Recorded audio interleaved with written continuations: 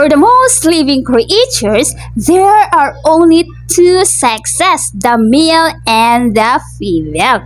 Sex refers to a gender and may refer to a work of women and men whose purpose is to reproduce. So, we can recognize kung lalaki ka na kung lalaki ka na kay testicle, na kay penis. Then you can recognize if kung female ka na kay uterus, na kay kanang regular period, monthly period, na kay breast.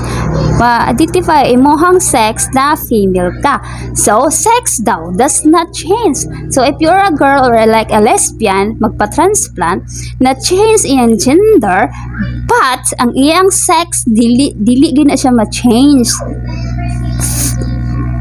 Female ra gihapon na siya, babae ra gihapon na siya bisan pag nagpa-transplant na siya. Kung lalaki po or ang gay magpa-transplant na siya, still ang iyang sex di gyud na siya ma-change. Lalaki ra gihapon na siya bisan pag unsaon na niya diha, mao na siya ambot pasabot sa sex. Genders refers to social roles and activities that society set for women and men. Gender is also based on how people see themselves and on their tendency to act along their masculine and the feminine line. So, there's a gender rule. For example, diba, kung lalaki ka, expected mo juga mag-play, magdula-dula kung mga baril-barilan, dahil mong favorite color dapat blue. Then, kung you are a girl, expected mo yun ang mga Barbie doll, emotional ka, kanang basta mahinhil, expected mo juga yun na. Hindi. This is how we describe our gender. And then, another example, diba, na may mga country nga dati nga dili pwede mag-drive ang mga girl, and before pod a girl dili siya pwede mo trabaho sa opisina, dapat na lang sila sa balay. Then ang gender, kung ma-identify nimo ang gender daw, for example kung di ba boy ka, so nya mahinhin ka. So dito makita sa mga tao ay ang imo ding gender kay kani siya ay bayot day ni siya, kay hinhin man kay siya di man kaayong igata o biga man kay mga pangamalabot and malabon mo ng mga babae. So then ma-identify sa iyang gender, mo na sa sabot sa gender, and that gender can change over time. So kung ang sex dili siya ma-change, pero ang gender ma-change nimo, pareha na magpa-transplant sila, so na-change na ang ilahang gender. Mao na siya ang pasabot sa gender. Sexual orientation, it is a part of our personality that defines who we want romantically, sexually, and whatever relationship we form. So, there are kinds of sexual orientation. So, for example, if you are a man and you're attracted to a woman, and you are a woman attracted to a man, it is called a heterosexual. Or straight ka nga babae, straight ka na lalaki, kay kanang naibog, kung lalaki ka naibog ka sa babae, din na babae po ka naibog ka sa lalaki, heterosexual ang tawag ana. Then if you are a man and attracted to another man, kung lalaki daw ka, then attractive po ka sa lalaki, or babae ka, then attractive ka sa babae, we can call it homosexual. And there are also a man who attracted to a man, o napo siya, di ba, lalaki ka, then attractive ka sa babae, then attractive po ka sa lalaki, mo na siya ang gitawag nga bisexual. There's also a person nga napoy person nga attractive sa lesbian, sa gay, sa trans man, sa trans woman, sa straight man, sa straight woman, attractive siya sa tanan, mo na siya ang gitawag og pansexual, who attracted to all kinds of people regardless of their sex, gender, or presentation. There are also kanang dili siya attractive bisag unsa. Attractive siya kanang romantically but not sexually. Mo na sila ang gipang tawag nga asexual. Lampi mga tao yung ana nga ay ibog lang sila pero dili sila kanang attractive to do asexually. Mao na siya ang gitawag na pansexual.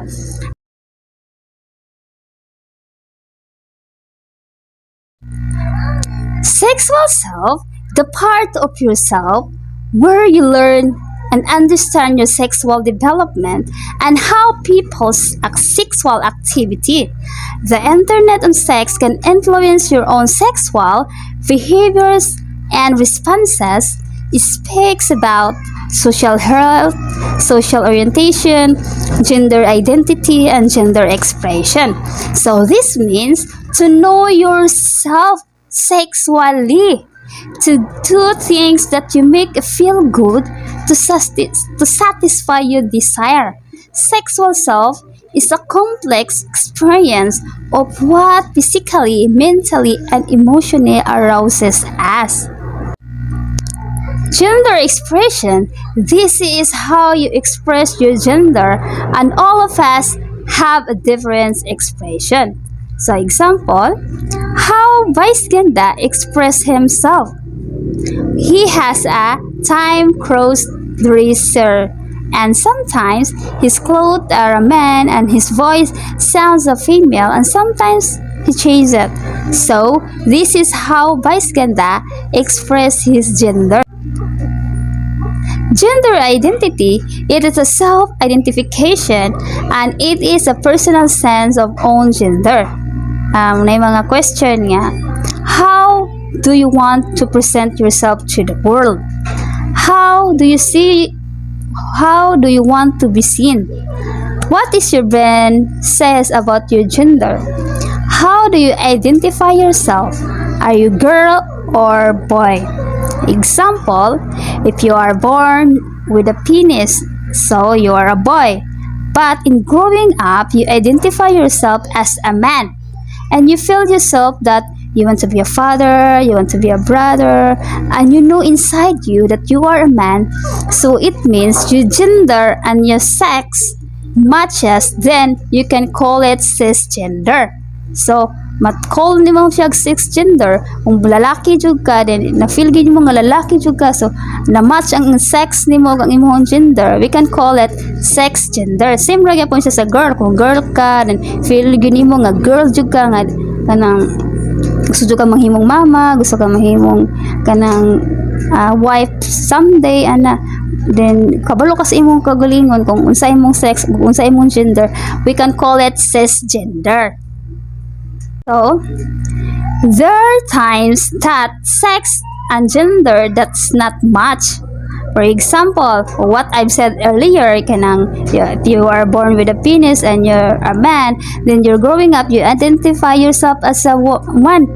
Lalaki ka din, you're growing up, kanang na-feel mo nga, babae jud ka ay. Then gisulti sa imong kagalingon jud nga, babae jud ko.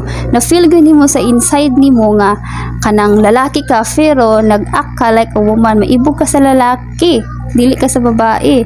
So you identify yourself as a woman, even you have a penis, and then you start transition, and you start to transition yourself, o start ka og kanang magpa-transplant ka, kay gusto jud ka nga kanang ma-change ang imong gender. That's what we call a transgender. There's another gender identity is a non-binary. It is used to describe someone whose gender identity is not exclusively male or female. It means they cannot identify themselves as a male or female. For example, diba namgi mga bata nga to ang sexes nila, na sila penis, na sila vagina. So they can identify kung unsa gid sila. Then napo ko nakita nga kay MGS na tubo na ang iyahang kuan kanang vagina, nagtubo hantod sa na feel niya kanang dili siya dugon, din wala din ako ang iyahang didi, pero vagina siya din, wa siya uterus ana. Then they found out nga ang iyaha ding sex di ay kay kanang male, not a female, but ang naa sa iyahang sex nga ning gawas kay kanang vagina. Mo to kanang galisod siya identify kung unsa gid siya. Mao na siya ang gitawag nga non-binary. Genderqueer has a multiple gender identity. Sometimes they identify themselves as a female and sometimes as a male. And they express themselves in the masculine kind of manner and the kanang feminine ba? Feminine. When you say feminine, kanang ano ba tong kinding-kinding kaayo, girly kaayo, kanang masculine, kanang mga pinang masculine, kanang mga strong, kanang high. Then ako nailar sa parintiya pa na muna siya pero lagyo na pa parinted. Tumboy siya pero na siya anak then usahay ka nang mag-dress siya og panlalaki din usahay pang babae pero wala siya buhok. Na mo na siya ang titawag na genderqueer nga daghan siya nga gender identity nga ma-express nimo sa imong kaugalingon. That's all and thank you. God bless.